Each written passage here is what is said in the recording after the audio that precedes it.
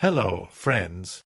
If you're curious about the movie Fast and Furious presents, Hobbs Shaw, 2019, you're in the perfect place. Don't forget to give this video a quick like, it really helps us out. And if you're new here, hit subscribe to stay updated on all the latest movie deep dives. Let's jump right in. The sun scorches the concrete canyons of Los Angeles as a lone figure strides through the glare, a man whose fists speak louder than words, and whose reputation travels faster than the supercars that roar down Sunset Boulevard. From that opening beat, we're plunged into a world where every handshake could hide a grenade, and every smile masks a promise of high-octane mayhem.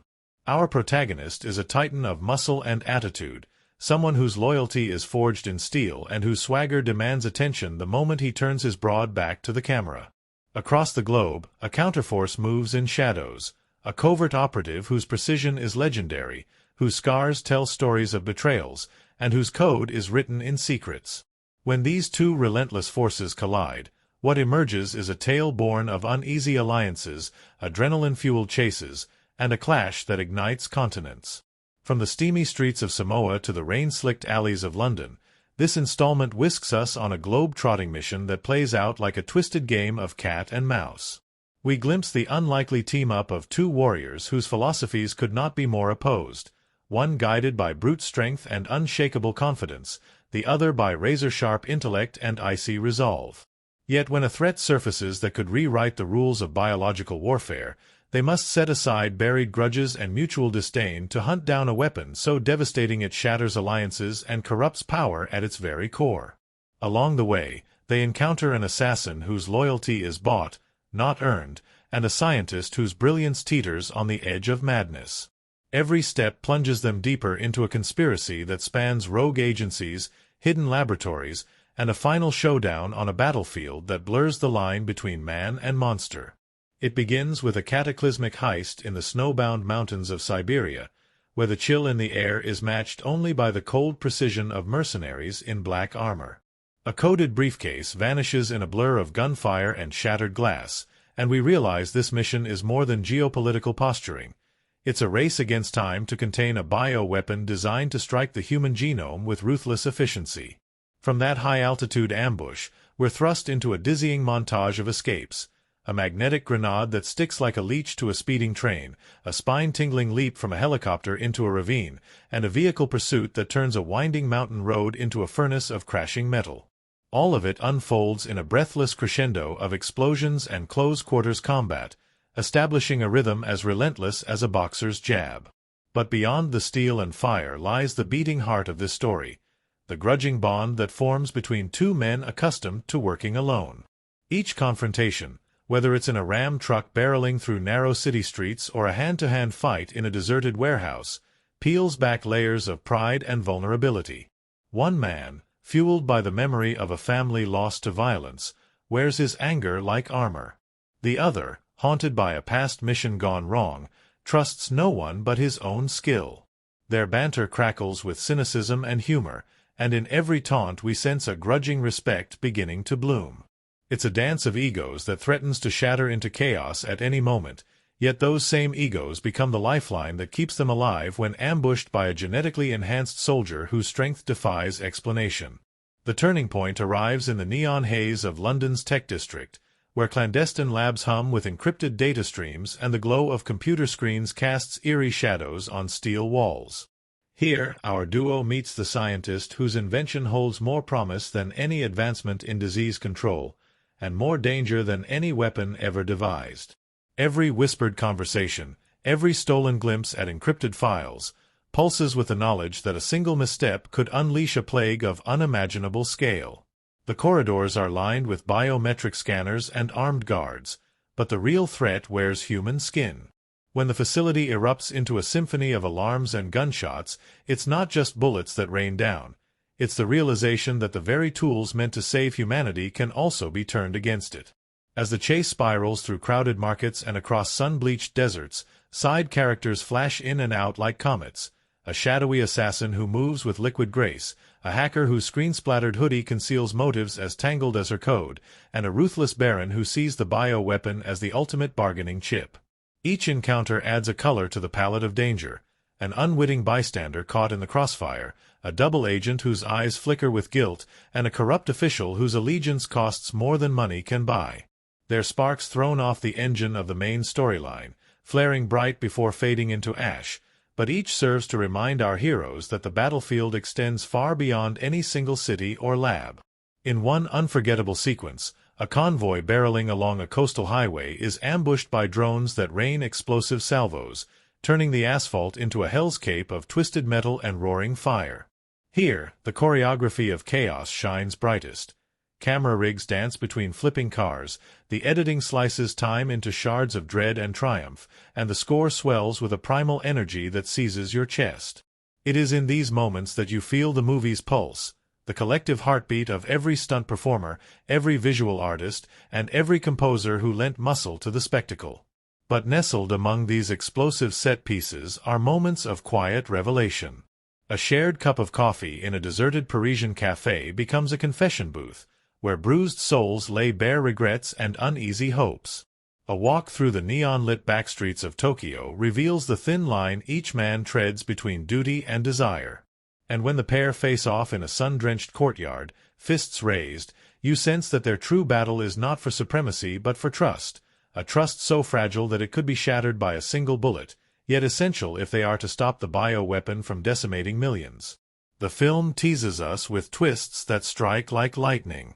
Just when we believe the weapon is destroyed, a hidden vial surfaces in the hands of an unexpected ally. When the assassin's loyalty flips like a switch, a new target emerges. Not just the physical carrier of the pathogen, but the ideological zealot who sees it as a path to human evolution. And in a final revelation that twists the knife, we learn that the true mastermind has been manipulating both sides from the shadows, his face never shown, his voice always distorted, a phantom whose presence haunts every frame. As the narrative barrels toward its climax, our duo must infiltrate a remote fortress carved into a cliffside, where the wind screams like a chorus of ghosts and the ocean crashes against the rocks below. Clad in midnight black gear, they rappel down with laser focus, navigating a labyrinth of booby traps and biometric locks. Each breather becomes a gamble as the mastermind surveillance network whirs to life, scanning for heat signatures and motion. As the narrative barrels toward its climax, our duo must infiltrate a remote fortress carved into a cliffside, where the wind screams like a chorus of ghosts and the ocean crashes against the rocks below.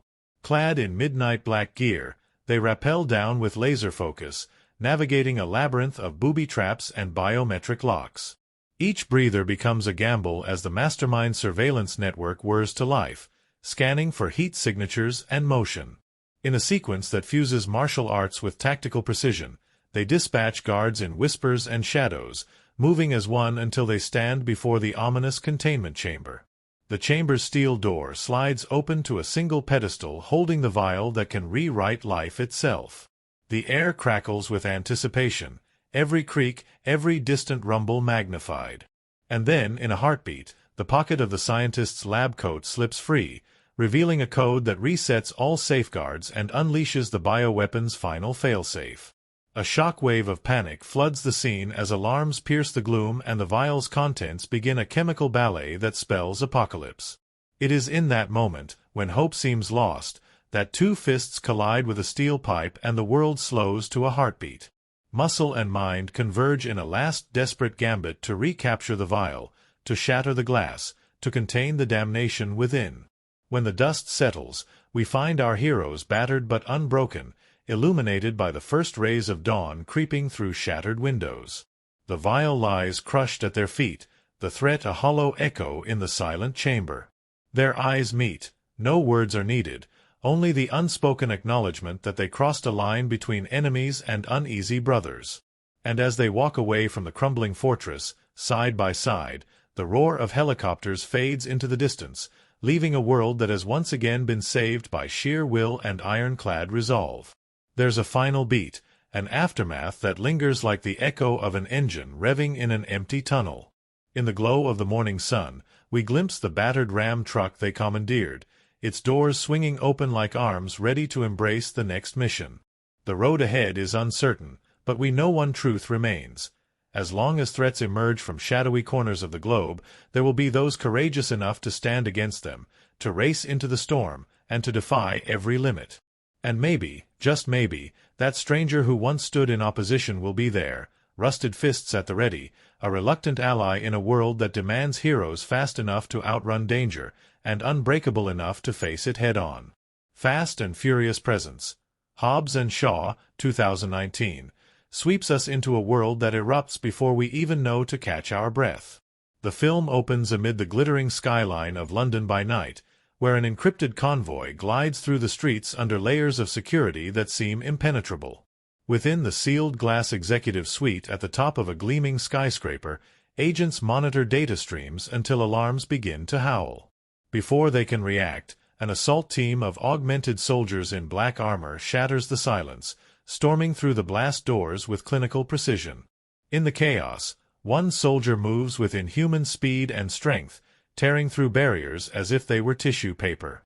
When the smoke clears, bodies lie strewn across the marble floor, and at the center of the carnage stands a man whose icy gaze foretells more violence to come.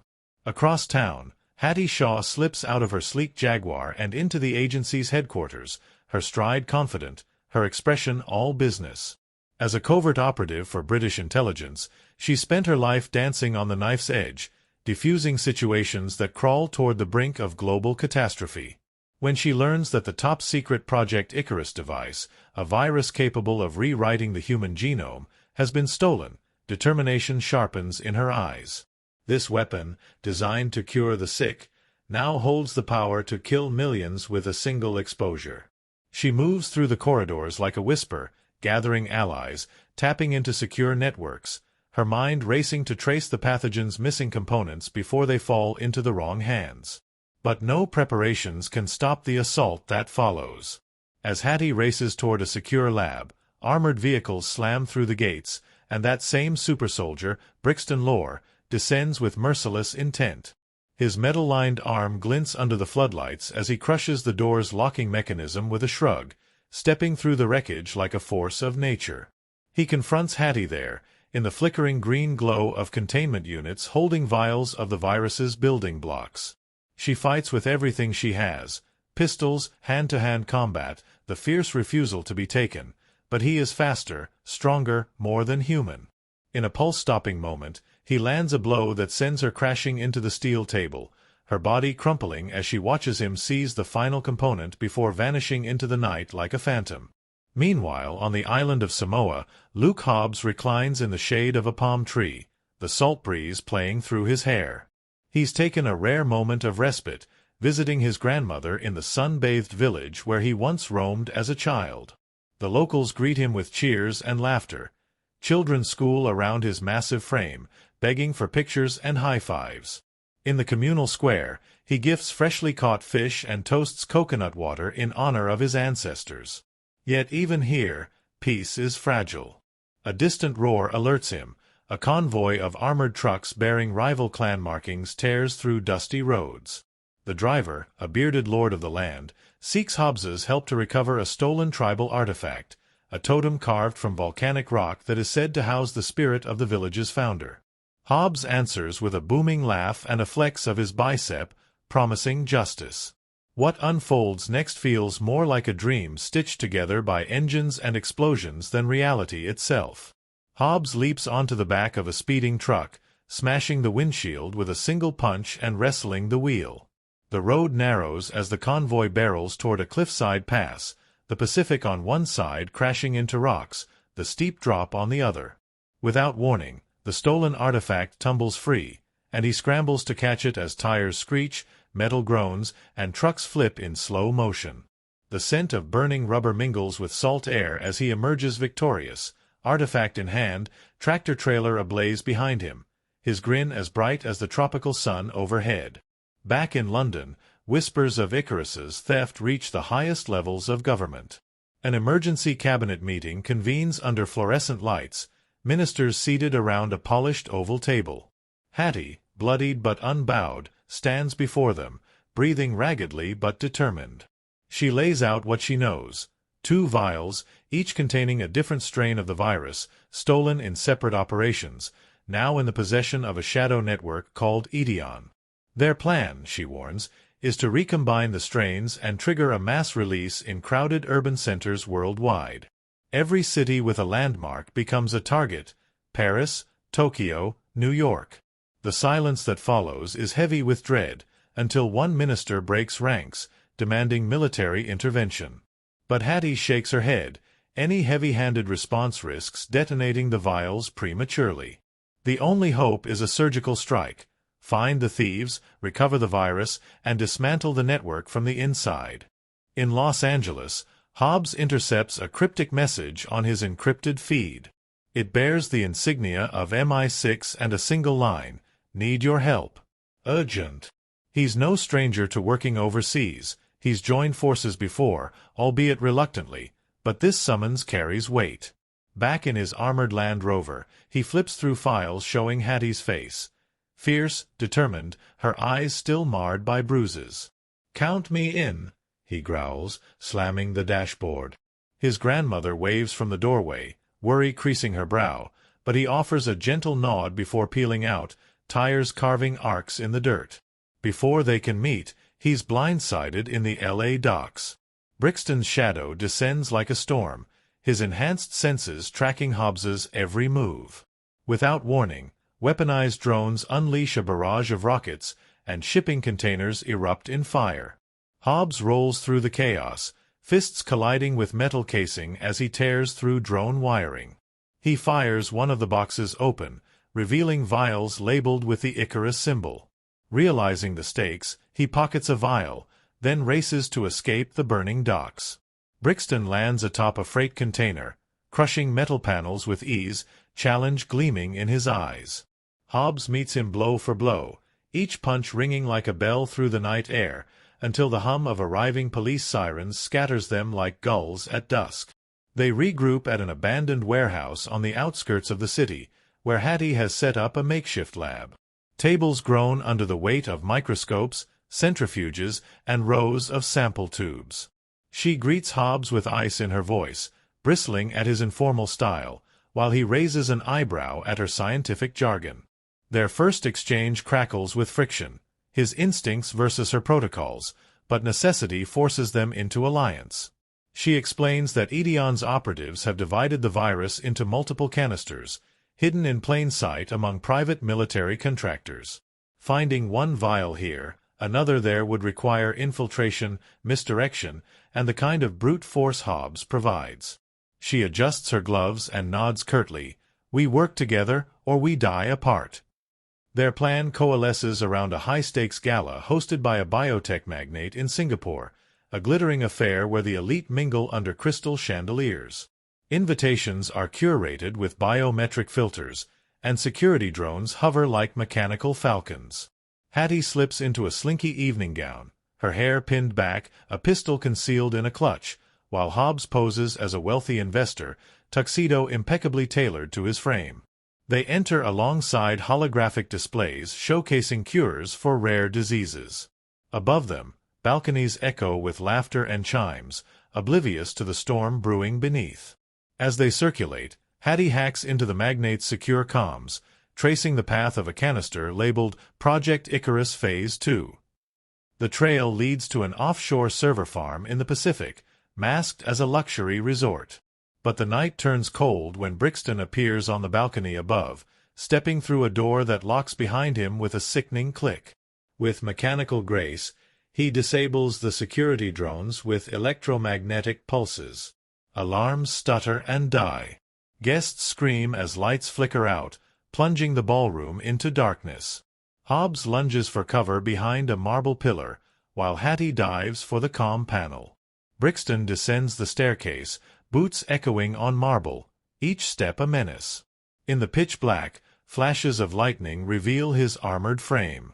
Hobbs bursts from his hiding spot, casting a car into the chandelier supports like their matchsticks. Glass rains down in glittering shards, and the ballroom collapses into chaos. Hattie seizes the moment to download the canister's location, only to discover it has been whittled down to micro-encapsulated fragments, spread across multiple credible addresses.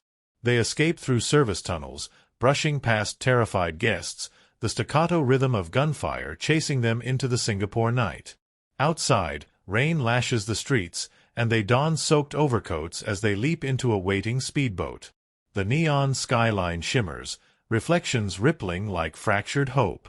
On board, Hattie examines the decrypted coordinates. One fragment aboard a private jet registered to a rogue arms dealer flying toward Bali, another hidden in a submarine docked off the coast of Colombo, a third already in the hands of a warlord in the Venezuelan jungle. Each location is more remote, more lethal, and the clock ticks closer to detonation. Back in London, they present their findings to a covert council of intelligence heads via encrypted video link. Faces flicker on Hattie's screen, grim expressions, furrowed brows. "We need to move now," she urges. But policy debates ensue over jurisdiction, collateral damage, the risk of provocation. Frustrated, Hobbs cuts the audio feed and rips the tablet from the table. "Then let's go rogue," he snarls, slamming the device into the floor. Hattie stares at him, stunned by his audacity, then steels herself. "Fine," she whispers. "We do it your way." Their first stop is Bali, where the humidity drapes over white sand beaches and lush jungle alike. They infiltrate the island's opulent resorts, blending with sunbathers as they trace the arms dealer's itinerary. In a sun-drenched courtyard, they corner his convoy, luxury SUVs with tinted windows, amid groves of frangipani. The chase ignites. Hobbs vaults onto the hood of one vehicle, wrenching open doors and ripping out wiring, while Hattie leaps from rooftop to rooftop, dispatching guards with silenced rounds. Motorbikes skid across mosaic tile, kicking up blossoms as the convoy careens toward the cliffs. With unmatched timing, Hobbs seizes the canister from the dealer's briefcase just before the final SUV plunges into the surf below, flames dancing on the waves. But as dawn breaks over the Indian Ocean, the folder containing their next target blinks in Hattie's jacket pocket. 4 fragments down, 2 to go. One hidden beneath layers of heat and humidity in Colombo's underworld, the other lost in the impenetrable jungles of South America. Neither mission will be easy, and every mile sailed draws them deeper into Edion's web. With the first half of their odyssey behind them, their partnership has been forged in fire and blood, their trust held together by sheer will. Yet as they plot their course across oceans and continents, they know the true test lies ahead. Can raw strength and razor-sharp intellect, bound by a fragile alliance, outpace a network built on secrets, subterfuge, and the promise of a world reshaped by a single vial? The hunt continues, and nothing will ever be the same. A storm gathers on the horizon as they depart the sun-drenched shores of Bali, their speedboat cutting through swells that sparkle like liquid sapphire. Dawn's light glimmers against Hattie's determined face as she studies the next coordinate on her wrist-mounted display.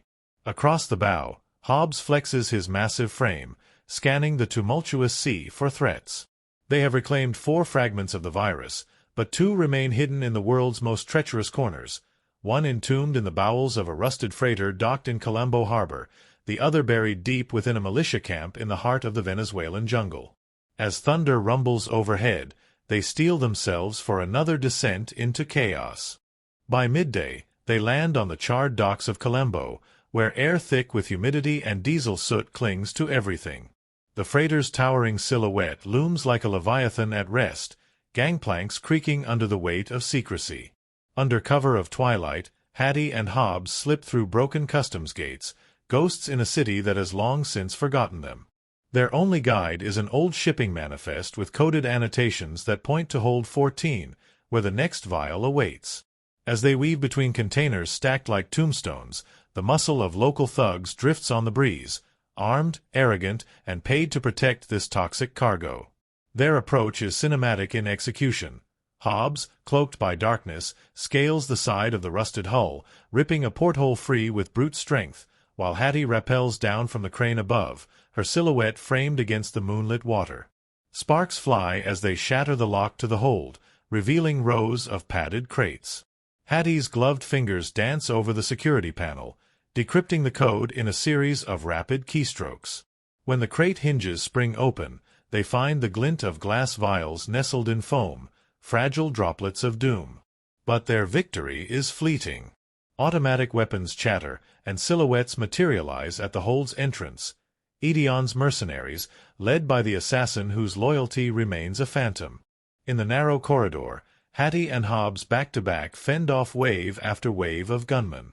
Hattie's silenced pistol whispers death, each precise shot felling her opponents before they know she's there.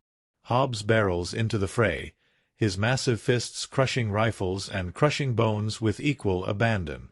They fight through the narrow hallways, pushing toward an escape hatch that leads to the deck above. A stray bullet slices through the crate, sending glass fragments spraying across the hold. Hobbs snatches the remaining vial and slams the hatch shut, locking it behind them just as the corridor behind erupts in flame. They burst through the deck door onto the open air, where the freighter's bulk feels suddenly vulnerable against the pounding waves. Their exodus is a sprint across swaying walkways, the ship's horn bellowing like a leviathan's roar.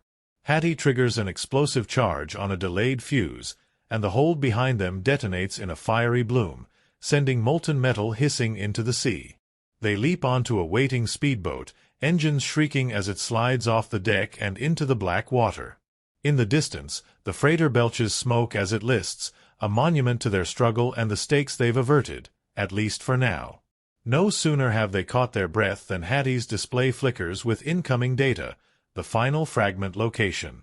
It's nested in the Venezuelan jungle, far from civilization, in a cleared camp where a rogue general trains his militia in the art of asymmetric warfare.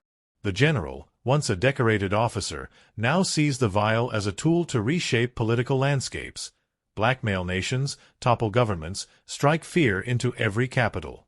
They charter a private plane to a nearby airstrip, the hum of rotors sinking into the green abyss below as they rappel into the canopy. The jungle greets them with a cacophony of insects and birds, but beneath the verdant splendor lurks danger. Every rustle could be a predator, every shaft of sunlight a lie. Hobbs leads with his machete swinging, cutting through vines that clutch at their clothes, while Hattie consults a handheld drone that flits above like a mechanical hummingbird.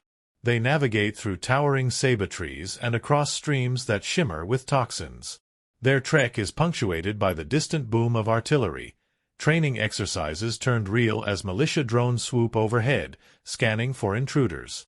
When they glimpse the encampment, it lies nestled in a clearing like a festering wound.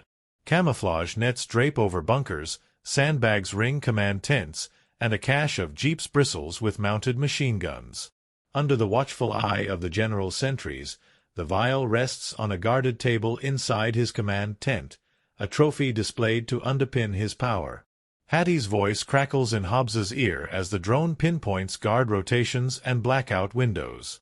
They crouch behind ferns, hearts pounding like war drums, counting the moments until they can strike. Their assault is a ballet of violence. Hattie slips through the tents in silent combat, severing communications and knocking out arching searchlights. Hobbs crashes through the front gate like an avalanche, roaring the general's name as he tears apart the first two guards with single-handed fury. The militia scrambles, bullets shredding the air, but Hobbs roars over the din, sweeping aside enemies in fluid arcs. Hattie threads into the command tent, where the general stands guard over the vial. She flicks on her lamp, illuminating his face in a harsh white glow. He smiles, a serpent's grin, then lunges, but Hattie ducks, sidesteps, and plants 2 shots in his shoulder. He collapses against the table, petals of his camouflage uniform scattering, and the vial tilts, teetering on the edge. Hobbs bursts in, grabs the vial, and crushes the table as he carries them to safety through a hail of gunfire. Back in the shelter of the jungle's edge, they exhale their relief into the humid night. 2 fragments remain in their care, sealed capsules of a plague they have yet to extinguish. Their mission has claimed days, battered their bodies, and tested the fragile trust between them, yet they have prevailed. As dawn's first light filters through the canopy, they share a quiet moment. Hobbs offers Hattie a flask of water, and she allows herself a small smile, the tension in her shoulders loosening. Between them, the unspoken truth pulses. They cannot let this end here. Their final destination emerges in encrypted communiques, an abandoned airbase on an island chain far to the north. Once a Cold War relic, it now serves a darker purpose, a clandestine Edeon laboratory hidden beneath rusting hangars. Satellite imagery shows rows of shipping containers converted into makeshift clean rooms, and guard towers ring the perimeter like sentinels. They board a stealth helicopter, its rotors slicing the sky without a whisper, and descend toward the desolate runway, the scent of salt water thick in the air. Touching down in the gray half-light, they step into a world frozen in time. Grass sprouts through cracked concrete, and broken control towers lean like sentinels gone mad. Hobbs and Hattie move as shadows, using the ruins as cover. Their boots echo on metal catwalks above the hangars, every echo a potential death knell.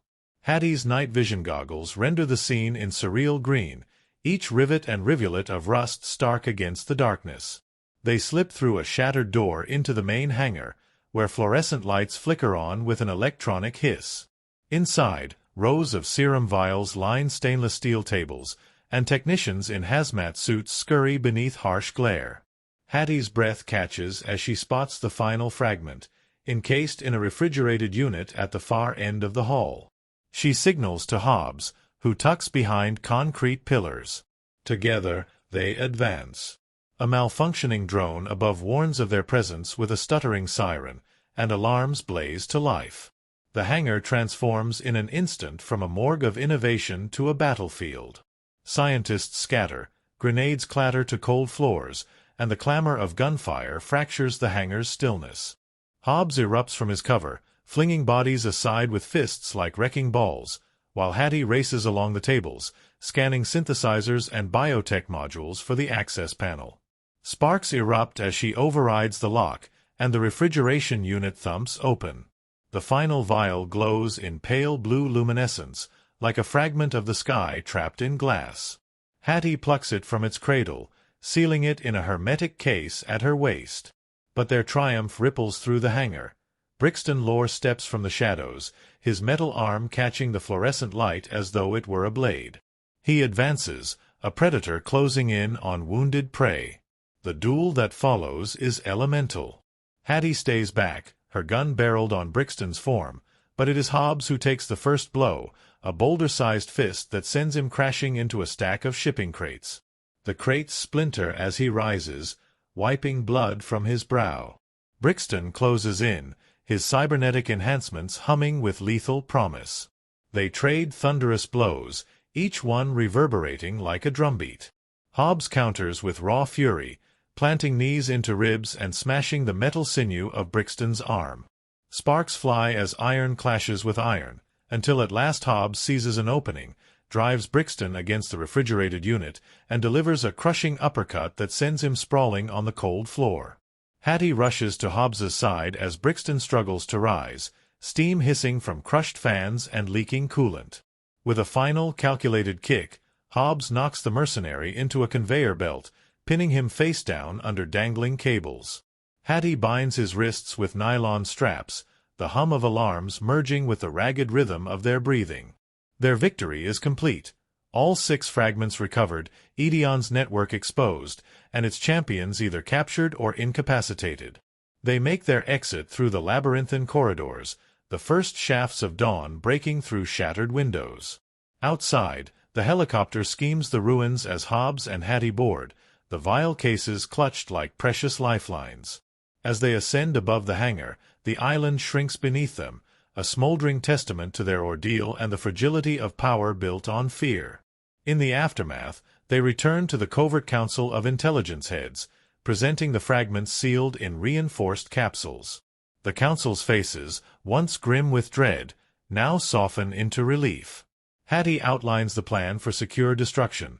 Incineration in a high-temperature reactor deep beneath Antarctica's ice, where even whispers of the virus will meet oblivion. Hobbs watches from the corner, arms folded, his presence a silent oath that this threat will never rise again. Later, alone in the hush of a London safe house, they share a quiet moment over strong coffee. Hobbs loosens his tie, exhaustion and triumph etched on his face, while Hattie stares at the shattered vial cases laid out on a metal table, 6 tiny monuments to lives spared. She looks up at him, gratitude mingling with something softer, something unspoken that whispers of respect and trust deeper than any operation. He offers her a nod, and in that curt motion lies a bond forged in the crucible of danger. Their paths diverge at dawn. She returns to the shadows of the intelligence world, where data streams and encrypted channels await her vigilance. He heads back across continents to the tropical village of his youth, where his grandmother's embrace and the laughter of children remind him why he fights. Yet neither truly goes alone. In their wake lies the unbreakable alliance of a warrior's strength and a strategist's mind, a testament to what can be achieved when disparate worlds unite against a common threat. And so the echoes of their journey fade into legend, whispered in the halls of power and the streets of every city. The metaphors of brute force and calculated precision remain etched in fractured concrete and sizzling fuse wires, but the true legacy endures in stories told around midnight fires and in the silent gratitude of millions who unknowingly breathed easier with each recovered fragment. In the quiet twilight between missions, two figures stand, shoulder to shoulder, knowing the world remains a dangerous place, but comforted by the knowledge that when shadows descend, they will be there, a duo of unyielding resolve, ready to race once more into the storm.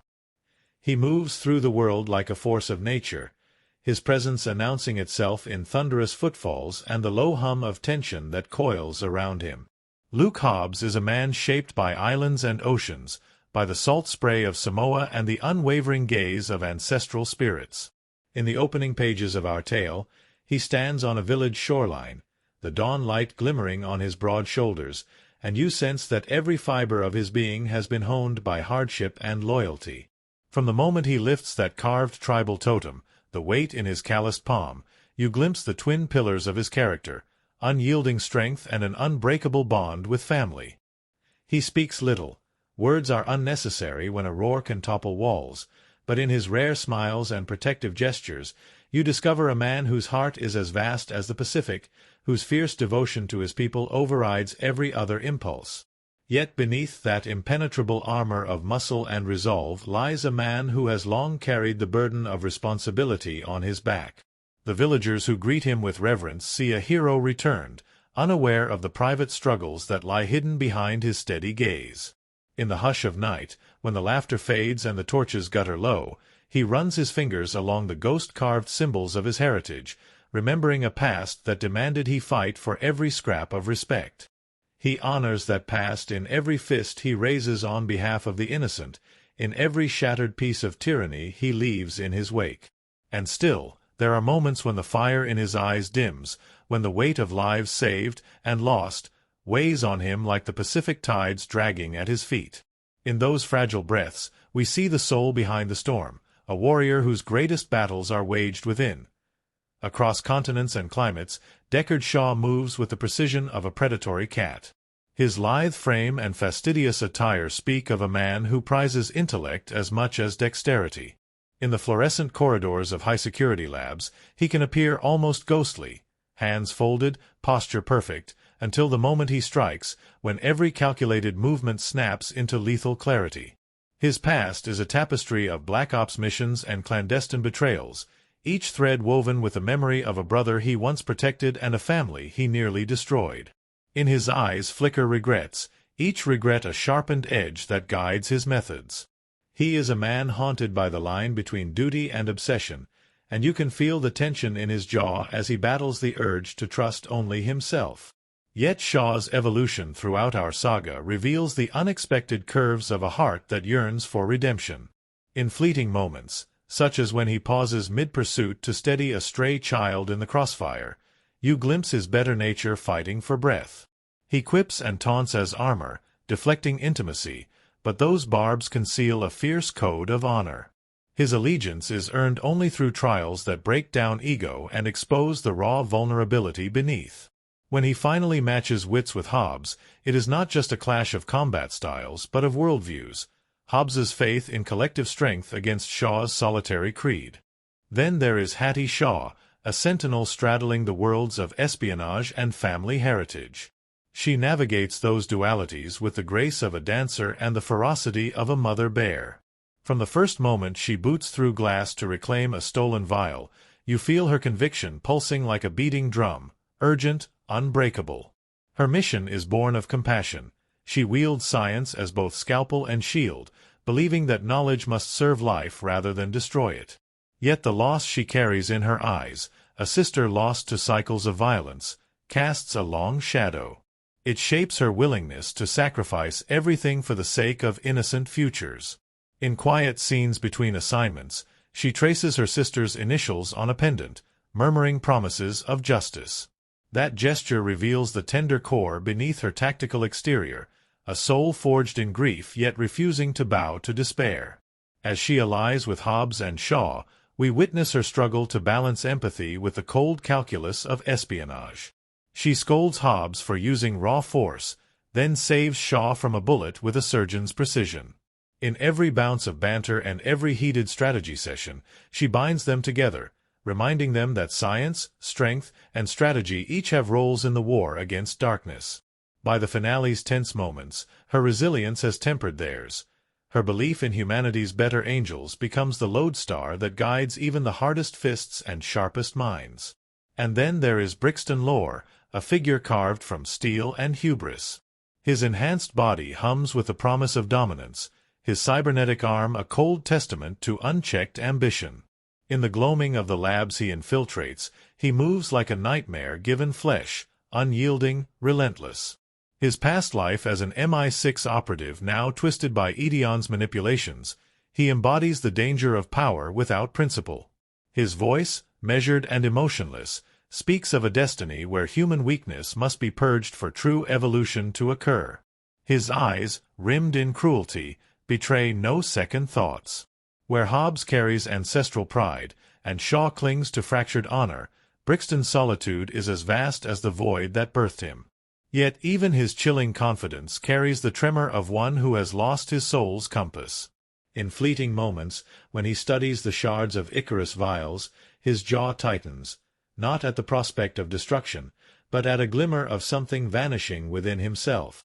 He was once human, after all, and in the rare flicker of hesitation, just before he throws a grenade or snaps a bone, you sense a man at war with his own creation. His descent into villainy reveals the cautionary tale of ambition untethered, reminding our heroes, and us, that technology's vicissitudes demand humanity's guiding hand.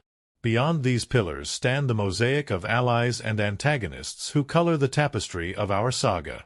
There is the anonymous scientist whose brilliance borders on madness, driven by dreams of curing disease and haunted by nightmares of obliterating humankind.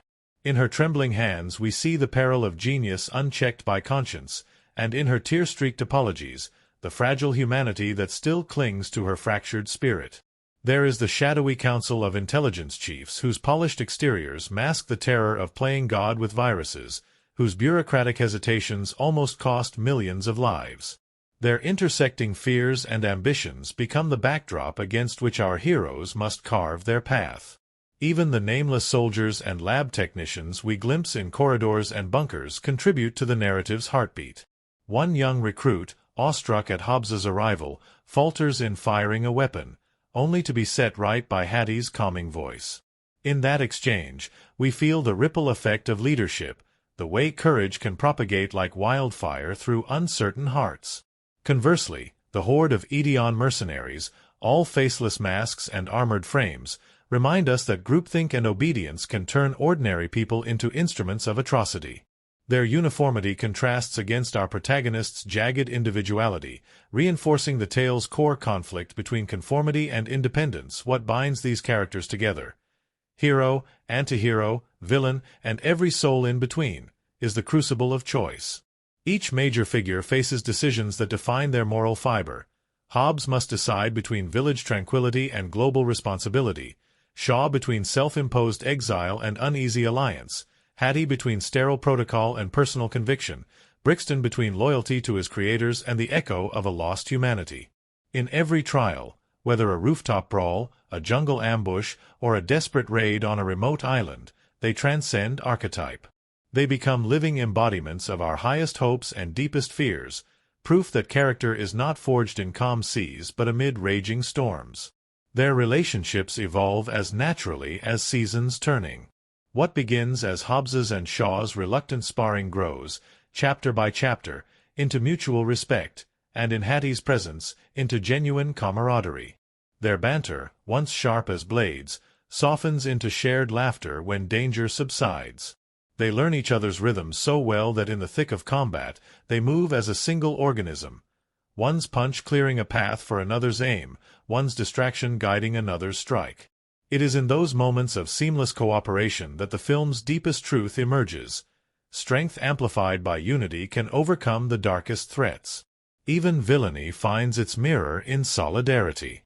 Brixton's loyalty to Edeon is absolute until he sees his own creators turn on him, cogs in a machine that discards the very weapons it built. The betrayal shatters his confidence, exposing the fragility beneath his metallic shell. In his final fall, we feel the pity of the abused creature, a Frankenstein monster abandoned by its maker. His collapse underscores the narrative's insistence that power without empathy fractures into ruin. Amidst the grand arcs and explosive clashes, the smallest gestures carve the deepest impressions. A shared bottle of water between Hobbs and Hattie becomes a vow of partnership. A heated glance between Shaw and Hattie over a lab bench becomes the seed of trust. A bitter laugh exchanged by Hobbs and Shaw after a narrow escape cements their bond in fireproof steel. In the film's closing frames, Hobbs lifting that totem once more, Shaw tucking a family photograph into his jacket, Hattie touching her sister's pendant, we see the culmination of their journeys. They have shed masks and walls, embraced the risks of trust, and emerged not just as allies but as a found family. At its heart, the character tapestry of our story underscores a timeless truth. Heroes are not born in solitude but in the crucible of relationships, and even the mightiest warriors need hands to lift them when they fall. Each major figure, strongman and assassin, scientist and cyborg, reflects facets of our own potential for sacrifice, for betrayal, for redemption. Their stories weave together into a vivid mosaic of human experience, reminding us that the real power lies not in superhuman strength or cutting-edge technology, but in the choices we make and the bonds we forge. And as the final credits fade, we carry with us the echo of their footsteps, the memory of their struggles, and the hope that, like them, we too can rise beyond our limitations when we stand shoulder to shoulder with those we trust. A hush falls over the soundstage just before dawn, when the world is still hushed and only the hum of generators stirs the air. It was in those pre-sunrise hours that the first of the oddities surfaced. A stray chicken, no less, wandering into an elaborate Samoan village set erected in the heart of England. The crew thought it an urban legend until they spied the bird perched on a faux-thatched roof, surveying its artificial kingdom with surprising aplomb. Cameras rolled as if on cue to capture the moment, and when the director called, "Cut," the chicken merely flapped away, leaving behind a story that would become one of the film's most endearing legends. In that very same set, built from scratch with painstaking attention to Polynesian detail, the prop masters had constructed dozens of village totems carved with symbols of ancestral spirits. But during one long night of filming, several of those totems inexplicably toppled of their own accord, silent sentinels dropping like dominoes in the moonlight. The carpenters blamed a faulty foundation, but the locals hired as cultural consultants whispered of restless ancestors, reminding everyone that even in a studio lot, some spirits will not be contained. By morning, the crew had reinforced the bases, yet the story of the Midnight Tumbler spread through production like wildfire, lending a touch of supernatural intrigue to every scene filmed thereafter. It was filming the high-speed truck chase through volcanic passes that birthed perhaps the oddest production anecdote of all. The sequence required a long stretch of winding road carved along a live volcano's rim, with a fiery glow of molten rock captured in the background. Local authorities insisted on closing the road at night to avoid traffic, but no sooner had the stunt drivers laid rubber in rehearsals than the ground beneath them rumbled. A minor eruption sent ash swirling across the tarmac, coating windshields in gray snow. Unfazed, the stunt coordinator radioed for more takes, positioning cameras to catch the ash drift in the beams of headlamps. Those shots, with ghostly plumes of ash swirling around drivers' helmets, wound up in the final cut, lending the chase an otherworldly, almost post-apocalyptic sheen. On the topic of vehicles, no one could have predicted the mutiny of the hero car itself. The custom-built Ram truck, reinforced beyond reason and rigged with special mounts for explosive set pieces, seemed indestructible, until one fateful day on the docks. While filming a sequence that involved the truck barreling through shipping containers, the crew discovered that the suspension had been tuned so stiffly for stunts that a simple pothole in the set sent the entire chassis shuddering until bolts loosened and panels rattled off. The truck became famous among the mechanics, who affectionately dubbed it the Iron Horse that cried bolts. Over several nights, they retrofitted new shock absorbers on the sly, lest the director notice that his prized rig had been demoted to a mere operational vehicle between takes. Inside the movie's high-tech labs and server rooms, the art department went to extraordinary lengths to ensure authenticity. They raided actual data centers for discarded circuit boards, wiring looms, and defunct servers, turning them into sculptural set pieces that lit the halls with flickering LED patterns. But the most surreal discovery occurred when a tech-savvy intern accidentally reactivated one of the discarded hard drives. It whirred to life, its fans spinning up, and then flickered with fragments of old company emails, marketing plans, petty gossip, password lists, projected across prop monitors. The stunned crew found themselves reading long-forgotten office dramas in real time, an unintentional time capsule that reminded everyone how swiftly digital footprints accumulate. They preserved the artifacts behind plexiglass after that, a strangely poignant museum exhibit nestled among the faux biotech vats. Costume designers, too, wrestled with the film's blend of raw muscle and sleek espionage. When fabricator tasked with creating the assassin's black composite armor submitted an early prototype, the first iteration was so rigid that the actor wielding it could barely raise his arms. Worse still, the armor seemed to marinate in the tropical heat of the island location, turning sticky and beginning to warp midday. In desperation, the wardrobe team hired a local leatherworker who treated the shells with a secret tanning solution that rendered them supple and breathable. But the solution had an unforeseen side effect.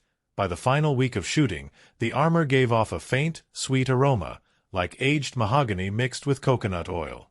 Rumor has it the smell lingered in the actor's trailer for months, turning his dressing room into an impromptu aromatherapy lounge that the crew teasingly called the Eden Chamber. Meanwhile, in London, the production faced the peculiar challenge of shooting on a historic palace terrace. Permits were grudgingly granted under strict conditions: no pyrotechnics, no vehicle tracks on the flagstones, and no loud noises after 10 p.m. Yet the story demanded a chase scene that sent speeding cars skidding past the palace facade, engines roaring. The solution was pure movie magic. The special effects team rigged battery-powered motor units under unoccupied cars, remote-controlled to scrape across the terrace while muffled recordings of engine growls blared from hidden speakers. The result was so convincing that passers-by tipped their hats in salute, believing they'd glimpsed an actual royal motorcade in peril. Long after the shoot wrapped, locals swore they could still hear phantom engine noises echoing faintly at night. Amid all this, the animal handlers had their own brush with the uncanny. On set, a trained falcon was meant to soar overhead during an aerial reconnaissance shot. The bird flew in perfect formation for the first take, but on the second pass, it veered sharply and landed atop the camera crane, tilting the rig backward until the crane operator's coffee sloshed over the controls. The falcon eyed the crew calmly until the bird wrangler coaxed it down with a handful of meat. In gratitude or mischief, the falcon lingered that day, perching on scaffolding and watching the action as if it were critiquing the performance. The director, charmed by the bird's poise, had it preserved, literally, after the shoot as a taxidermy portrait in his personal office, where it remains a silent reminder of nature's unpredictable cameo. Speaking of stunts, the world-famous wingsuit segment nearly became a wings-out disaster. The lead actor, eager to perform as much of his own flying as possible, had logged countless jumps at training camps.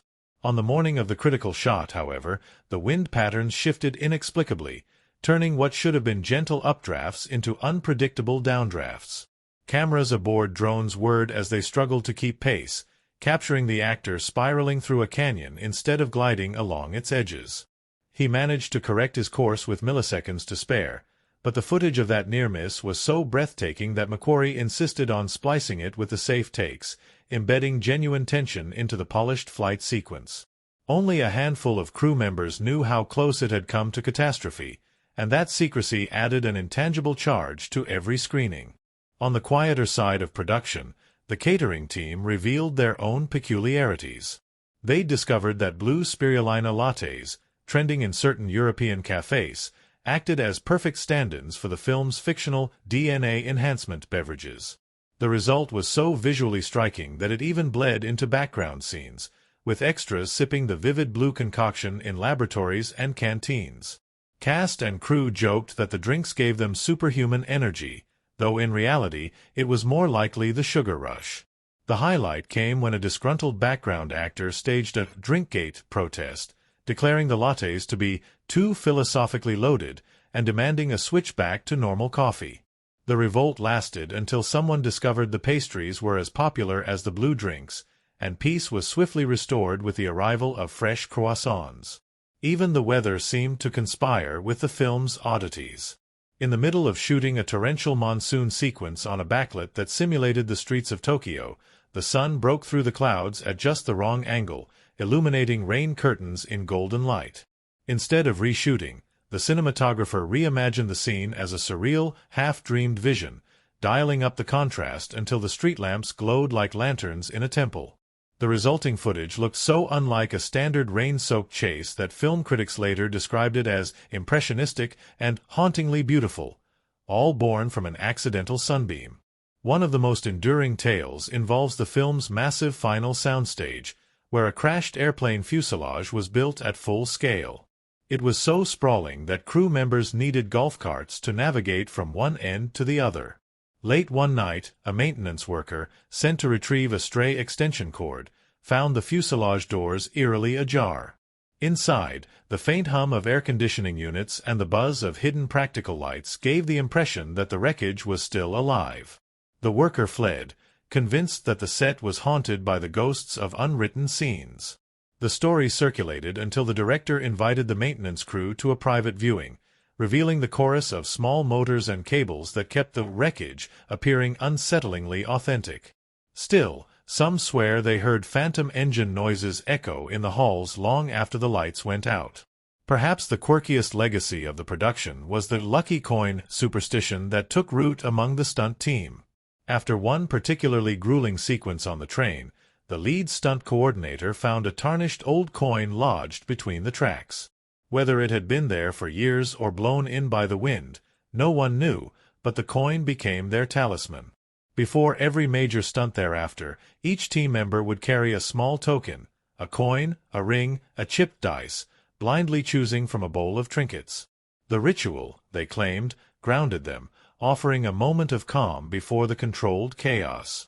At Wrap Party's end, the lucky coin was framed and presented to the stunt lead, inscribed with the date of the final shoot, cementing its place in the film's behind-the-scenes mythology. Even the editing room contributed its share of oddities. Editors working on the night shift encountered strange frame glitches in one particular sequence, as though a single frame of film had spontaneously duplicated at random intervals. Hunting for the source, they checked every camera card and backup, but the glitch persisted until they realized it was an artifact of the editing software's auto-smoothing algorithm. By the time it was diagnosed, though, the tiny hiccups had grown on them, like musical staccatos that lent the scene an edgy rhythm. They left the effect in place, joking that the film had its own heartbeat, a stutter that echoed the high-stakes tension of the narrative.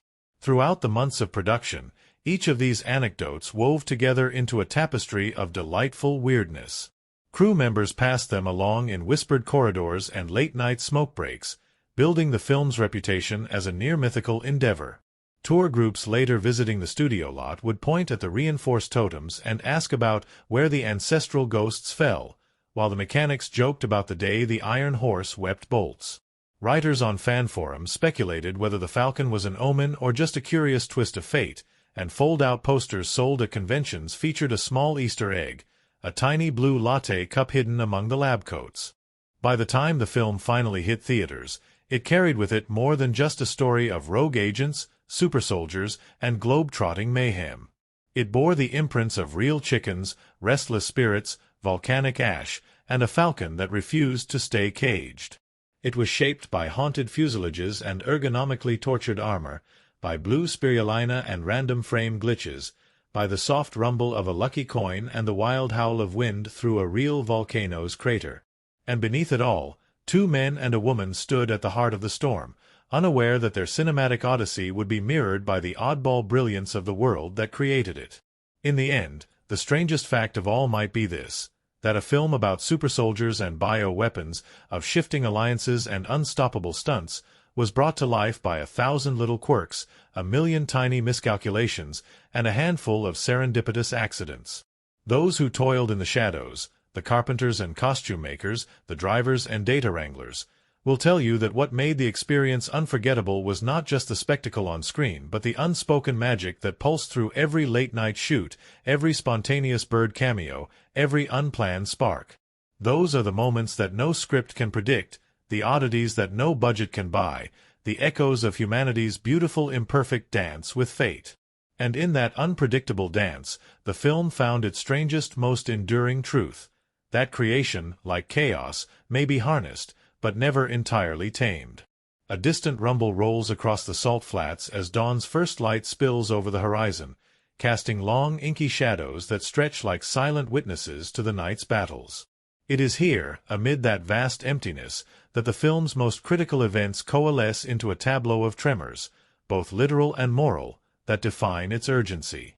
The destruction of the train, for instance, is not merely a spectacle of steel and fire but a pivotal reckoning with inevitability. As the locomotive plows headlong into the abyss, tossing its carriages into the void, we feel the weight of hubris, a society hurtling toward its own end under the wheels of progress. Critics have pointed out how this sequence reframes the familiar trope of the ticking clock, so common in the genre, as an indictment of complacency. When those carriages disintegrate, so too do the illusions that technology offers safety, and we are reminded that innovation, untethered from conscience, can derail us all. From that cratered canyon, the narrative vaults into a storm of geopolitical intrigue, but it is the moment when the supersoldier emerges from the smoke that crystallizes the film's central anxieties. Clad in black armor that seems to drink in light, he strides through the haze like an avatar of unchecked ambition. Critics have argued that his inhuman speed and strength expose our cultural fascination with enhancement at any cost, yet they also question the film's uneasy stance toward the character. Is he villain, victim, or warnings wrapped in flesh and metal? The ambiguity lingers in the hush that follows his departure, a silence heavier than any explosion. In that pregnant pause, the audience confronts a truth buried beneath the action. Power without humanity is a hollow conquest. Equally resonant is a quieter scene beneath the vaulted ceilings of a Venetian palazzo, where mosaics swirl in torchlight and the hum of water against stone echoes like an ancient chant. Here, the protagonists, two warriors forged in different fires, sneak past guards in a dance of shadows, their footsteps hidden by the gentle lapping of the canal outside. Critics have called this moment the film's heart, for it is here that trust blooms not in fury but in stealth, in cooperation rather than confrontation. The ornate frescoes gleam above them, eyes of angels that watch without judgment, and when they finally emerge into the empty gallery, the soft click of locked doors reverberates like a vow. This is not a victory of muscle but of minds aligned, and it resonates emotionally because it whispers that unity, though fragile, can transcend the machinery of war. Sound, too, takes on critical significance in the submarine ambush that follows. The crew, and the audience, are plunged into darkness as electromagnetic pulses snuff out lights and comms, leaving every breath and distant drip of water to fill the void.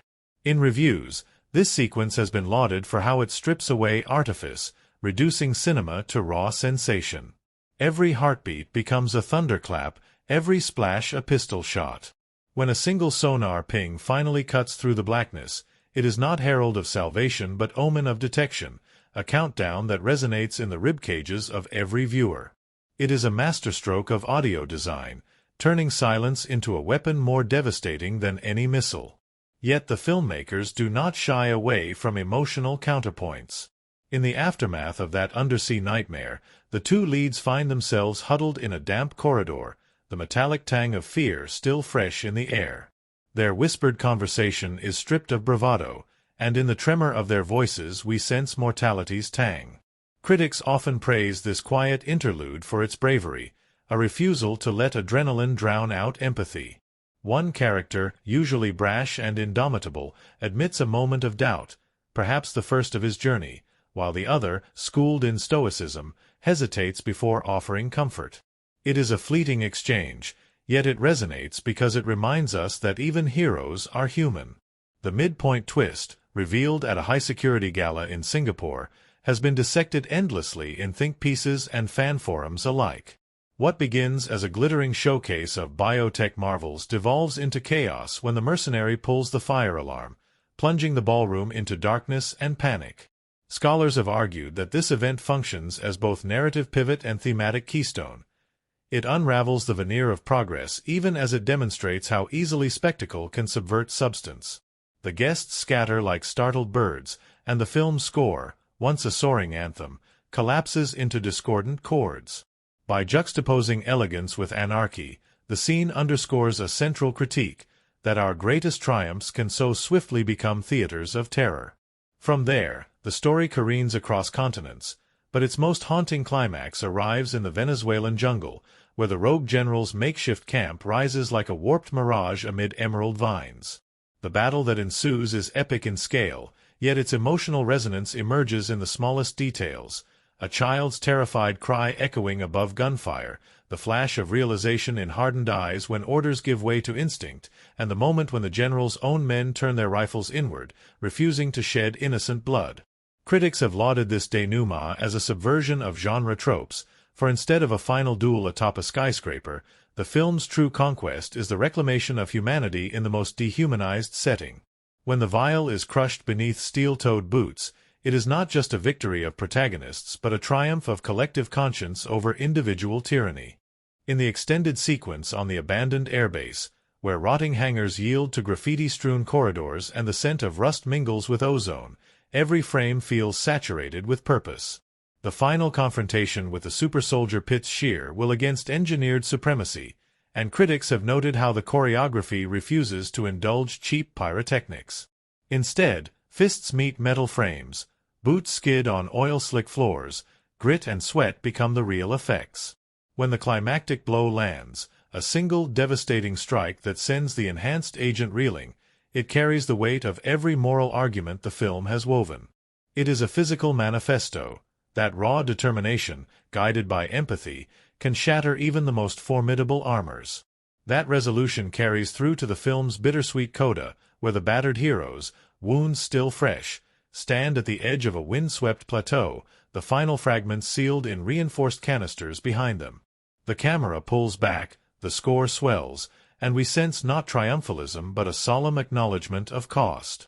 Critics have observed that few modern blockbusters dare to end on such an ambiguous note, yet here it lands with poetic gravity. The world remains precarious, but the bonds forged in crisis offer fragile hope. It is an emotional resonance that lingers, haunting the corridors of memory long after the credits end. Across its run, the film's thematic architecture, woven through sequences of blazing steel, whispered strategy, and moral reckoning, has sparked heated debate. Some have hailed it as a metamodern parable of our times, where the specter of unchecked technology looms as large as any human villain. Others fault it for occasional lapses into genre convention, for when gadgets flash and stunts soar, the foundational questions can slip into the background. Yet even critics inclined to scorn its blockbuster bravado concede that in its best moments, the film transcends spectacle. When a hero kneels to help a fallen foe, or when an irreversible betrayal fractures an alliance, we see not just choreography but character. Tiny moments where theme crystallizes into feeling. The audience reception mirrors this duality. At midnight screenings, the roar of approval follows every near miss, every bullet-riddled stunt. Yet as credits roll and viewers file into the night, you overhear whispered conversations rife with deeper questions. What does it mean to enhance ourselves? Can trust survive in a world wired for betrayal? And, perhaps most poignantly, where does humanity reside when flesh stands beside machine? These queries, echoing down theater aisles and online threads alike, testify to the film's emotional resonance. It is one thing to thrill audiences. It is another to leave them grappling with ideas long after the theater empties. Film festivals took note, programming the movie alongside documentaries on AI ethics and panel discussions on surveillance culture. In academic journals, scholars traced its lineage through Bond and Bourne, arguing that this installment reinscribes the franchise as a locus for 21st-century anxieties. For every piece lauding its kinetic mastery, a counterpoint emerged lamenting its uneven pacing or questioning its portrayal of geopolitical complexities. Yet even detractors conceded that few big-budget films engender such sustained critical engagement. The consensus: it may not always hit the mark, but it rarely allows viewers to remain passive. At the heart of this critical conversation is the film's alchemy of event and emotion. The sequences of cataclysmic stunts, from train wrecks to volcanic eruptions, are not mere spectacle but narrative crucibles where characters confront their deepest selves. The quiet interludes, huddled in bunkers, kneeling to coax a child to safety, leaning on each other after battle, are not mere respites but moral fulcrums that tip the story's trajectory. In these fulcrums lies the movie's true potency, the reason it sparks dialogue well beyond its 2-hour runtime. Perhaps the most telling sign of its impact is the way audiences carry its imagery into their own realities. Journalists have chronicled how a generation raised on instant connectivity uses the film's themes to frame debates on data privacy and gene editing. Activists cite the super soldier's shattered dreams as a cautionary allegory for unregulated bioengineering. Even in casual conversation, references to the train scene or the jungle camp function as shorthand for discussions about inevitability and choice. When art infiltrates language this deeply, its resonances have transcended cinema. It has become a prism through which we examine our collective futures. In the end, the film stands as both monument and mirror, a monument to the thrill of human achievement and a mirror reflecting the precarious edge upon which we teeter. Its significant events, cataclysms of metal and mind, are more than narrative milestones. They are invitations to reckon with our own trajectories. And when the final image fades, a solitary wild card blown across the salt flats, it carries us into the silence with one last echo, that our greatest reckonings, like the film's, are measured not only in the explosions we survive but in the choices we make when the dust settles. A hush fell over the sprawling soundstage as dawn's first orange fingers crept through the skylights. In that soft glow, the skeleton of an 80-seat private jet hung in midair, suspended by thick wires and awaiting the first coat of simulated grime. This was the heart of one of the production's most ambitious set builds, a full-scale fuselage carved out of steel girders and MDF panels, later buffed with layers of dirt and aluminum powder to evoke decades of disuse. The art department, led by an obsessive production designer who once confessed to painting each rivet by hand, dubbed it the Ghost Plane. For weeks, crew members would wander its narrow aisles after their shifts, marveling at how convincingly it felt like a relic of ruin, right down to the dusty fingerprints left on overhead bins. Across the lot, the stunt team rehearsed the film's signature truck jump 30 times before any cameras rolled. In a makeshift desert canyon constructed from gypsum rock and sandbags, drivers in custom-built rigs practiced vaulting over a 10-foot gap. Each crash test was recorded in painstaking slow motion, 50 high-speed cameras trained on every wheel spin, suspension flex, and skid mark. The coordinator, a former rally champion with nerves of steel, insisted the vehicles be tuned with progressive rate springs so that each jump felt organic, unlike the rigid mechanical arcs seen in lesser action pictures. By the time principal photography began, the drivers knew every inch of the ramp by heart, and their confidence freed the director to coax out performances that blurred the line between human skill and automotive ballet. Inside the production office, a wall plastered with locations photos felt more like a travel scrapbook than a workstation. There were Polaroids of Venice at dawn, the Grand Canal's misty blue waters lapping at marble columns, grainy night vision shots of the Indonesian jungle's canopy piercing the clouds, and aerial stills of Iceland's salt flats, where the final showdown would later unfold. Each image bore hand-scrawled notes about light conditions, access routes, and the proximity of nearby villages. The location manager, who doubled as an amateur cartographer, spent months negotiating with local governments, sometimes swapping favors, or wild Samoan coconut beer, for permission to close roads or divert power. In one small town on the outskirts of Rome, an entire half-day of filming hinged on the mayor's mood. He agreed only after the producers invited him to roast boar over an open fire alongside the cast. On the topic of cast, few knew that the lead actors arrived on set each morning to find handcrafted gift baskets awaiting them. One contained artisan soap carved into tiny muscle car shapes, another held local delicacies, fig-infused honey from a Sicilian beekeeper, crisp sea salt from the island of Var. The stunt double for the film's super soldier character confessed in a rare interview that these baskets kept morale high in brutal circumstances. When temperatures dipped below freezing in Norway, he'd sip ginger tea from the basket's thermos. When the volcanic ash drifted across the highway near Mount Etna, he'd snack on dried orange slices to ward off nausea. These small comforts, meticulously organized by a hospitality team of 7, became the unsung heroes of production. In the science lab sequences, the picture was equally meticulous. The art department scoured surplus auctions for genuine lab equipment, stainless steel worktables, centrifuges, microscopes, then customized each piece with faux biohazard decals and flickering LEDs. Yet the most surprising prop discovery came from an unexpected quarter, a decommissioned particle accelerator control panel acquired on eBay.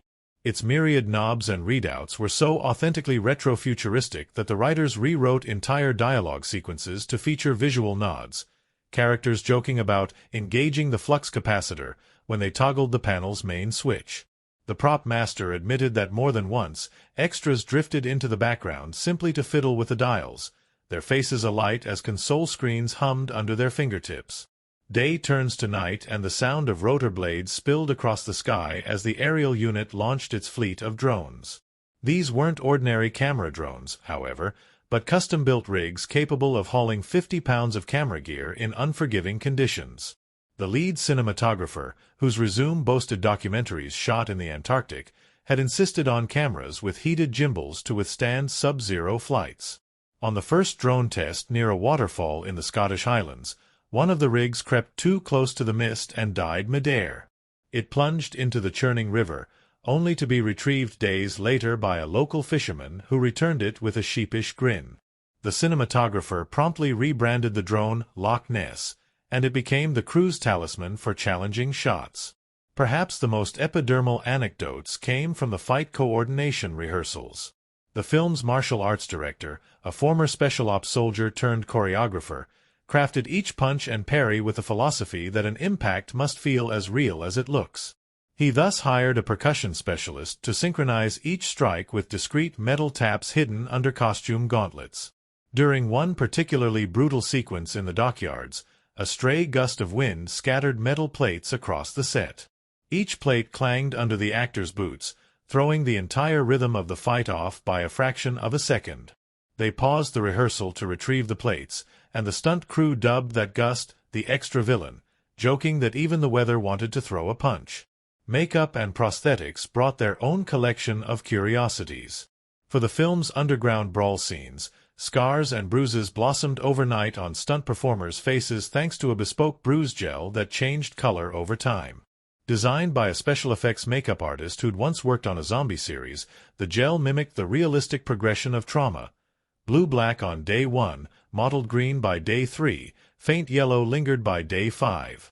The test application looked so lifelike that during a break at a gas station between shoots, a passing motorist dialed emergency services, convinced someone had been badly beaten. The makeup artist still laughs about the ordeal, but the attention to detail made audiences gasp in theaters when they watched the final cut. Costume design wove its own narrative threads. The black composite armor worn by the film's cybernetic villain was first envisioned as matte black, but during a night shoot in Tokyo, under neon signs and rain-slick streets, the armor soaked up so much light that it vanished on camera. The designers then applied a subtle iridescent sheen, visible only in peripheral gleams, that caught reflections and gave the armor an ominous glow. Late one evening, a crew member accidentally spilled bright orange water-based paint on a section of armor. Rather than discard the piece, the designers used the accidental splash as inspiration, incorporating streaks of color into the final battle sequence to symbolize the antagonist's fractured psyche. It became one of the production's most talked about happy accidents. Sound mixing brought its own odd rituals. In the editing bays that overlooked a rugby field, the sound crew recorded real spikes of energy from live matches, crowd roars, whistle shrills, the thud of cleats on turf, to layer into stadium scenes that required mass panic or coordinated crowd movement. On quieter days, they would bring portable speakers into the parking lot and play back snippets of crash test dummies colliding with cinder blocks, tinkering until the mix felt visceral. The supervising sound editor claimed that for the final crunch of metal in the train wreck, they concatenated 12 separate tracks, wrecking ball impacts, electric torpedo hums, and a single acoustic piano note stretched to 6 seconds, to create a chord that felt apocalyptic. One of the film's most surreal production stories unfolded during the Iceland shoot, at the crack of dawn on a glacial plain. The crew discovered that a herd of wild reindeer had tunneled beneath the snowdrifts, chomping at stray cables and scattering power generators. A local guide chased them away with snowballs until the director intervened, declaring that the animals added an otherworldly charm to the scene. They filmed the reindeer's silhouettes against the ice shelf, and the footage found its way into the film's opening montage. The producers later joked that the wild herd was the film's unofficial third co-star, unpredictable, majestic, and unafraid of the limelight. Throughout production, the catering team became unofficial morale agents. Recognizing the cast's punishing schedule, they organized themed food nights, Samoan luau feasts under tiki torches, Venetian back-alley pasta bars beneath string lights, and a volcano-themed barbecue in Hawaii complete with flaming coconut shell pits.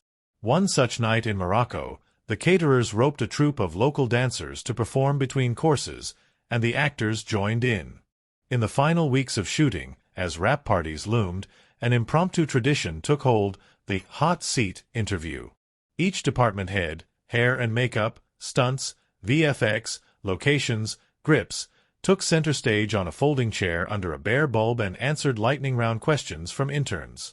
Confessions ranged from misplaced contact lenses in Rome's canal water to accidentally leaving behind a prosthetic head in a London taxi.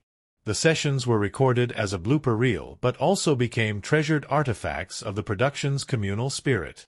When the film premiered, a 5-minute highlight reel of these hot seat moments played before the credits, eliciting knowing laughs and affectionate applause from cast and crew alike. As post-production hummed in studios around the globe, a final quirky detail emerged: the end credits font itself. The graphic designer experimented with dozens of typefaces before settling on one inspired by vintage travel postcards, a nod to the film's globe-trotting heart. But during a late-night review, an editor noticed that one particular letter, O, resembled the hole in a spinning wheel, evoking the film's motif of cycles, of trust and betrayal, of technology and humanity, of destruction and redemption. They tweaked the font subtly, and that tiny circle now frames each character name in the credits, an almost invisible emblem of the story's full rotation from chaos back to hope. When the dust settled, the production's logbooks brimmed with sketches, technical notes, and mismatched receipts. One for a stray falcon costume that never made it into the film, another for 200 feet of specialized cable sheathing designed to withstand volcanic ash. The official making-of documentary ran 3 hours, a testament to the team's relentless creativity and the countless micro-decisions that coalesced into a 2.5-hour spectacle. At the premiere's after-party, amid the glow of chandeliers and the hum of congratulatory chatter, producers raised a toast not just to the film's success but to the uncharted ingenuity that had powered every stunt, every set piece, and every late-night brainstorming session. In that electric moment, it was clear. The movie had been more than a production. It had been a grand experiment in human collaboration. From the solitary perfectionism of the cinematographer painting rivets to the collective bursts of inspiration during impromptu script rewrites, every department had brought its own brand of magic. The story that played out on screen was born of meticulous planning, fevered improvisation, and an abiding belief that even the wildest ideas could be tamed by commitment and heart. And as the cast and crew mingled beneath the velvet sky, they carried with them not just memories of explosions and near misses, but the knowledge that in filmmaking, as in life, the most astonishing creations emerge when passion, precision, and playful curiosity collide. The early dawn mist clings to the edges of the Samoan coastline like a gauzy veil, softening the sharp angles of palm fronds and tide-carved rocks until they resemble the brushstrokes of an impressionist's sunrise. Here, on the volcanic black sands of Luke's childhood village, the camera lingers in a languid wide shot, the frame breathing with the ebb and flow of turquoise waves that sigh against the shore. Golden shafts of sunlight pierce the haze in slanted beams, illuminating the carved totems whose ancient symbols seem to pulse with memory. In this cradle of heritage, the production designers stamped every shell and strand of woven thatch with authenticity. Cracks in the wooden pillars, frayed edges on woven mats, so that when the lens sweeps in close, every splinter and loose fiber feels magnetic, drawing us into a world both timeless and imminently alive. From the soft palette of island dawn, the story fractures into the gated glint of London by night, where neon letters blush against rain-slicked pavement and the Thames murmurs beneath iron bridges. A Steadicam trace follows Hattie through slick alleyways, her footsteps echoing in puddles like distant whispers. The frame tilts upward at ornate street lamps, their bulbs flickering in slow pulses that mimic a staccato heartbeat. The color grade shifts here to slate blues and muted ambers, a chiaroscuro of modern grit and historic grandeur. Every towering facade and cobblestone street is drenched in chiaroscuro, the digital sensors of the camera capturing each drop of rain as though it were a gemstone, underscoring the tension that coils beneath the city's elegant veneer. The film's globe-trotting heart next drifts to Venice, where water becomes both mirror and labyrinth. A dawn drone shot rises above the Grand Canal, revealing gondolas drifting like silent ghosts between palazzos whose pastel facades glow with a shell-pink blush. The lens descends, weaving through narrow waterways where marble steps crumble under centuries of moisture. In one exquisite moment, the camera slaloms beneath a low-arched bridge, capturing the ricochet of footsteps on flagstones, the soft lap of oars, the faint laughter from a café terrace. Crystal chandeliers reflect in rippling water as torchlight flickers against frescoed walls, creating a dance of light and shadow that feels at once opulent and ominous. Against that backdrop of Venetian romance and menace, the story arcs into the sterile white corridors of a clandestine AI lab. Here, rigid lines of LED panels stake out territory like sentinels, bathing actors in a cold, clinical glow. The shot composition is deliberately symmetrical, every corridor stretching into infinity, every door frame a silent judge. When the camera dollies forward through those halls, the composition feels uncomfortably precise, as though filmed inside the lens of some omniscient intelligence. Sound design shuns music for hums and bleeps, the sterile whir of server fans creating a mechanical heartbeat that underscores the film's central tension between flesh and circuitry. From antiseptic labs to the vertiginous peaks of the Alps, the cinematography embraces gravity itself. A sequence filmed on location in the Buttermere Valley uses natural light to carve the snowdrifts into dazzling fields of white, the texture of each crystal captured by anamorphic lenses that stretch the frame into epic proportions. The camera swoops alongside the wingsuit descent in a single unbroken shot, the G-forces rendered almost tangible by the slight warble of the lens mount. Frost-laden pines flash by in ultra-wide vistas that suggest the world beyond is both boundless and perilous. Every exhaled breath drifts in slow motion, and as sunlight refracts through ice on goggles, the frame becomes an airborne cathedral of primal beauty and mortal risk.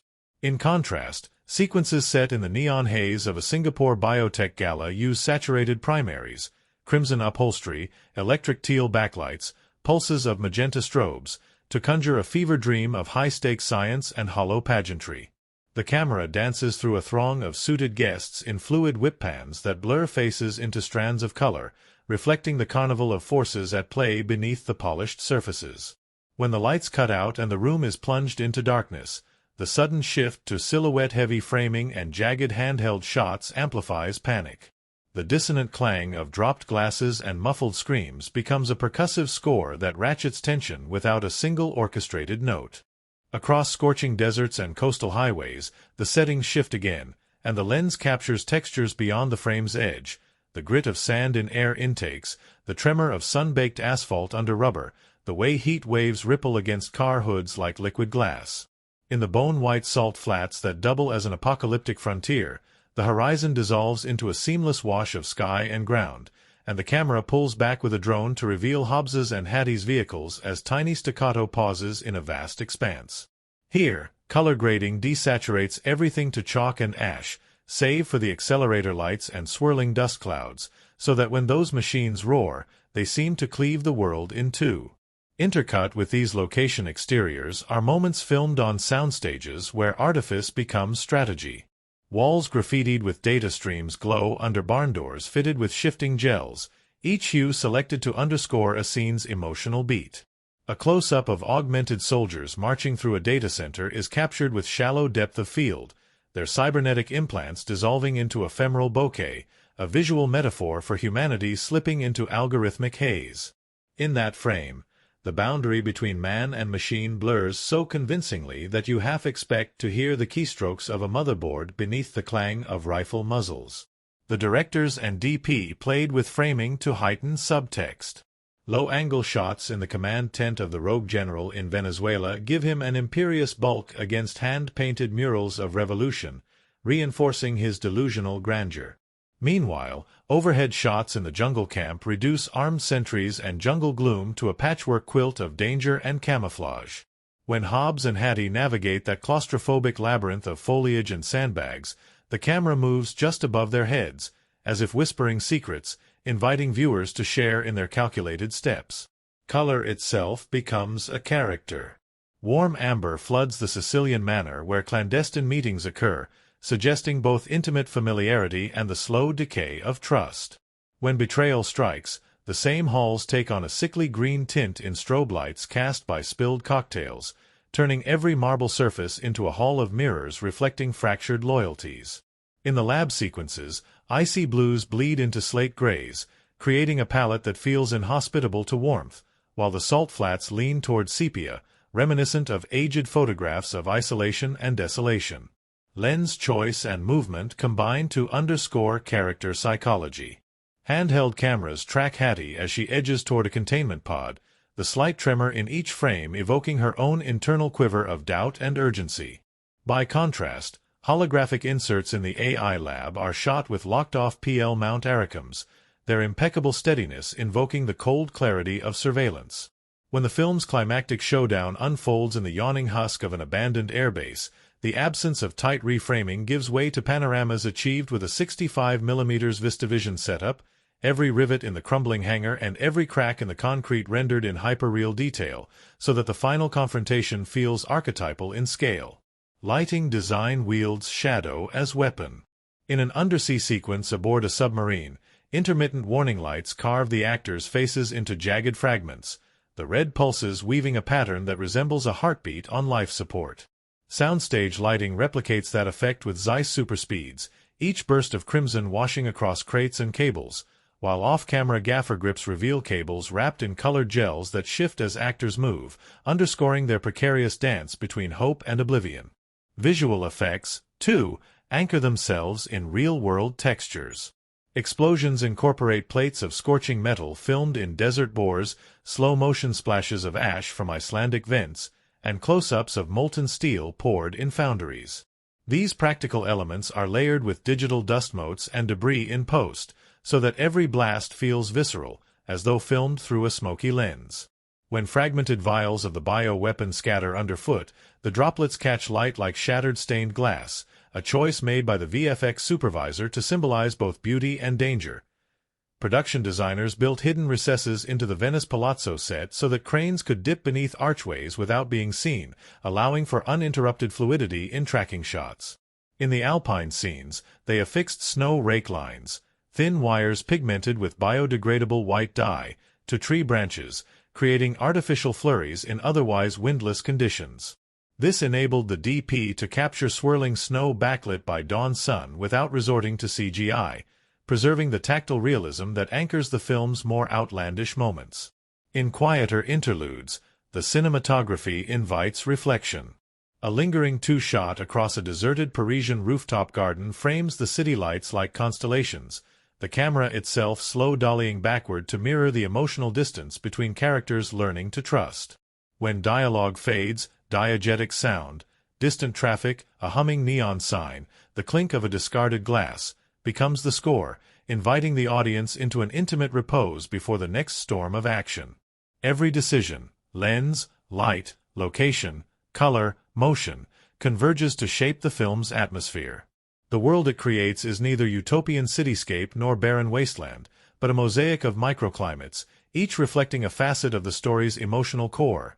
Heritage and loss in Samoa, surveillance and secrecy in London, decaying opulence in Venice, sterile omnipotence in the labs, primal peril in the wilderness, and existential reckoning on the salt flats.